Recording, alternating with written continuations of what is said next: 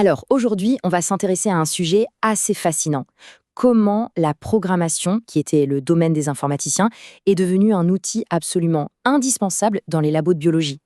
C'est un voyage qui nous fait passer en quelque sorte du microscope à la ligne de code.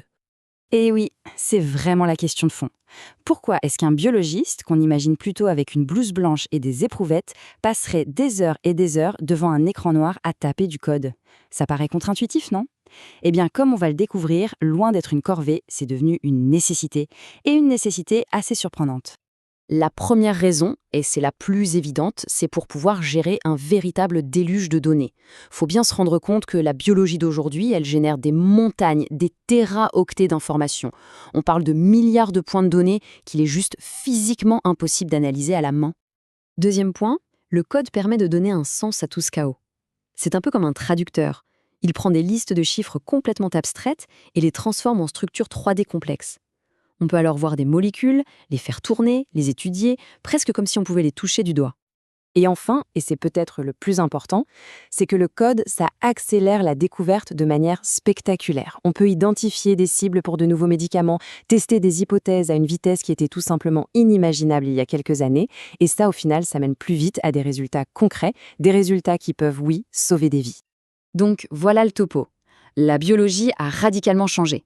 Ce n'est plus seulement une science d'observation au microscope. C'est devenu une science de la donnée. Quand on séquence un génome, on peut se retrouver avec des téraoctets de données brutes, une véritable avalanche d'infos. Essayer d'analyser ça sans des outils automatisés, c'est juste impensable.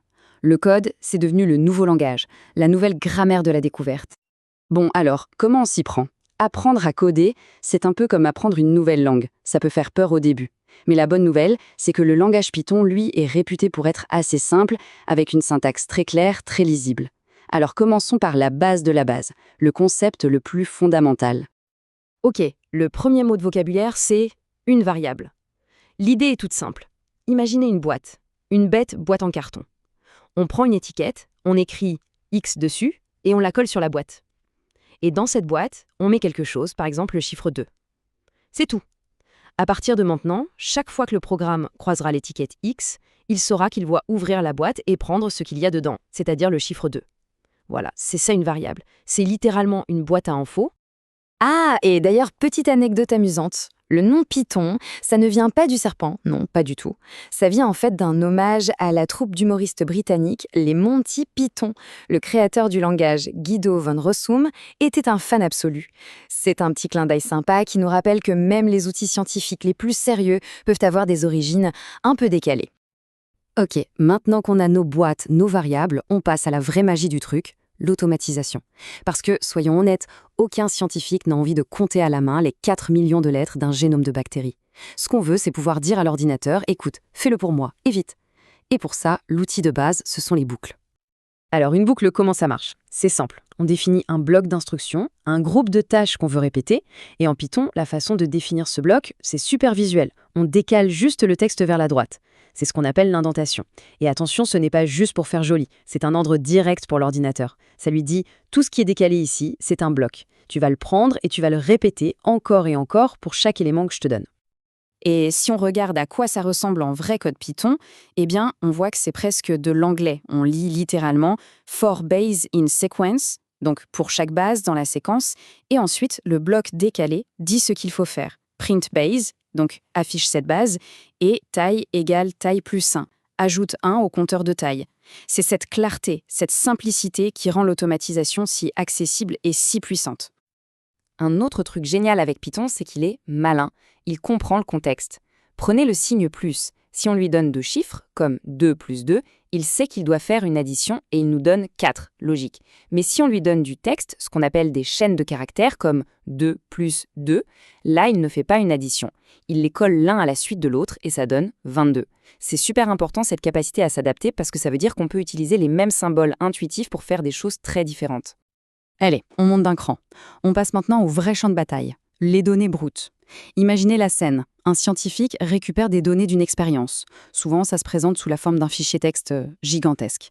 Un fichier rempli d'infos, mais structuré de manière, disons, un peu rustique. Un vrai chaos de chiffres et de lettres quasiment illisible pour un œil humain. Regardez ça, par exemple. C'est un extrait typique d'un fichier de données, ici sur une protéine. On a des colonnes, un identifiant, une source, une date, une longueur, mais tout est mélangé. C'est juste un mur de texte avec des tabulations entre chaque info. Franchement, par où commencer pour analyser un truc pareil? C'est le genre de choses qui donnent des maux de tête. Eh bien, la solution tient en 2 lignes de code. Juste 2 lignes. La première, importe pandas à Speedy. C'est comme si on sortait une super boîte à outils spécialisée pour les données qui s'appelle pandas. La deuxième ligne, elle dit simplement à pandas, prends ce fichier un peu moche là et transforme-le en un beau tableau bien propre. Et voilà, en une fraction de seconde, le chaos devient de l'ordre. Mais le plus fou, c'est ce que ça te débloque. À partir de ce tableau, on peut trier, filtrer, calculer des moyennes. Bref, on peut enfin commencer à interroger les données, à leur poser de vraies questions scientifiques. Alors, une fois qu'on a réussi à dompter ces données brutes, c'est là que la vraie aventure commence. Parce que le code, ce n'est pas juste un balai pour faire le ménage. Non, c'est un véritable instrument d'exploration, de découverte. Il va nous permettre non seulement de poser des questions à nos données, mais surtout de voir les réponses. Et pour montrer à quel point le code peut être créatif, regardez cet exemple qui est juste génial. Ici, on utilise le code pour estimer la valeur de pi. Comment? C'est ce qu'on appelle une simulation de Monte-Carlo. L'idée, c'est de jeter des milliers de fléchettes virtuelles au hasard sur un carré qui contient un cercle. En comptant simplement la proportion de fléchettes qui tombent dans le cercle par rapport au total, on peut obtenir une approximation étonnamment précise de pi. C'est une application de la programmation qui est à la fois belle, élégante et complètement inattendue dans un contexte scientifique. Un autre super pouvoir du code, c'est ça, la visualisation. On peut avoir un tableau de chiffres impeccable, par exemple la concentration d'un produit qui évolue dans le temps, mais un tableau, ça reste abstrait. C'est difficile de voir la tendance. Alors, on utilise un outil comme Matplotlib et en quelques lignes de code, bam, le tableau se transforme en un graphique super clair. Et là, d'un seul coup d'œil, on voit l'histoire que les données racontent. C'est instantané. Et là, on passe vraiment à un niveau supérieur. Regardez à gauche, c'est le résultat brut d'une simulation moléculaire ultra complexe, une membrane de cellules. C'est un fouillis. Et à droite, c'est le résultat d'un petit script Python. Ce script est allé piocher dans le fouillis pour ne garder qu'une seule information, la position des atomes de phosphore. Et il les a affichés en 3D. C'est ça la puissance du truc. Le code permet de faire abstraction du bruit, d'isoler le signal qui nous intéresse pour révéler la structure cachée. Alors comment tout ça est possible? Grâce à un véritable écosystème d'outils, des sortes de boîtes à outils spécialisées. Il y a NumPy pour tout ce qui est calcul mathématique lourd, BioPython comme son nom l'indique pour manipuler l'ADN et les protéines, Matplotlib, on l'a vu, pour faire de jolis graphiques, et Pandas, notre champion pour dompter les tableaux de données. Chaque outil est puissant, mais c'est quand on commence à les combiner que la puissance d'analyse devient vraiment décuplée.